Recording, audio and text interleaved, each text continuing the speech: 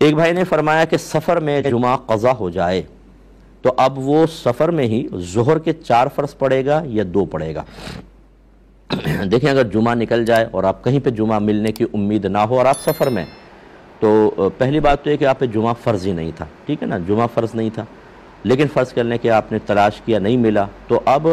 مسافر پر ظہر کے 2 فرض ہوں گے، کیونکہ وہ قصر پڑے گا۔ اگر جمعہ تو ویسی فرض نہیں تھا، وہ ظہر پڑتا گھر کے اندر تو 2 ہی پڑتا، تو اس لیے قصر پڑے گا۔ ہاں، اگر وہ سفر میں تھا، مثال کے طور پہ یہ بھی سمجھا دیں تو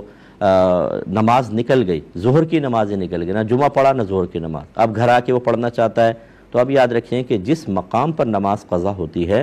اس کی ادائیگی کے وقت تو اسی مقام کا اعتبار ہوتا ہے۔ یعنی یہاں پر اب چونکہ جمعہ تو ہے ہی نہیں آپ پہ فرض، اور ظہر کے آپ کو 2 فرض پڑھنے تھے،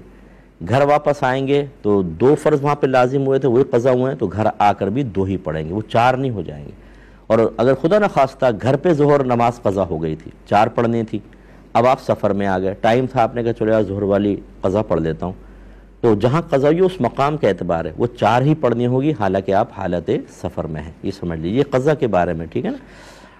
یہ کہتی ہیں کہ عورت کے لیے ایئر ہوسٹس کی جاب کرنا کیسا ہے؟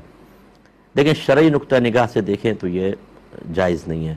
کیونکہ جس قسم کا ان کو ایئر لائن کی ریکوائرمنٹ کے مطابق لباس پہننا ہوتا ہے، اور پھر غیر مردوں کے درمیان سے نکلنا اور دیگر معاملات وہ سب جانتے ہیں جو جہازوں کے سفر کرتے ہیں۔ اور اگر آپ کی سسٹر کے بارے میں کویسچن کریں کہ آپ کی سسٹر کو یا آپ کی بیٹی کو ایئر ہوسٹس بنا دے، تو بہت سارے لوگ ایسے ہوں گے کہ جو جہاز میں سفر کرتے ہوئے ایئر ہوسٹس کے ساتھ مذاق کر رہے ہوتے ہیں اور بار بار ٹن ٹن ٹن ٹن ان کو بلا رہے ہوتے ہیں، لیکن وہ بھی یہ کہیں گے نہیں، ہم نہیں چاہیں گے کہ ہماری بیٹی یا ہماری بہن وہاں پر جائے۔ تو جو ہماری سسٹرز، ہماری بہنیں وہاں کام کر رہی ہیں، وہ یقیناً کوئی بہت سی مجبوریوں میں بھی ہوتی ہیں، دیگر معاملات بھی ہوتے ہیں، تو کوئی میری بہن سنے تو ناراض بھی نہ ہو، لیکن بہرحال شریعت جو ہے وہ اس قسم کے معاملات کو منع کرتی ہے، اور خصوصاً جب وہ بتا رہی ہوتی ہیں کہ بیلٹ کیسے باندھنی ہے، آکسیجن ماسک گرے گا تو کیا ہوگا، تو وہ پھر بالکل سامنے کھڑی ہوتی ہے، سب مردوں کی نگاہ ان کے اوپر ہوتی ہے، اور یقینی سی بات ہے کہ اس کو کوئی بھی شرعی لحاظ سے درست نہیں کہہ سکتا ہے۔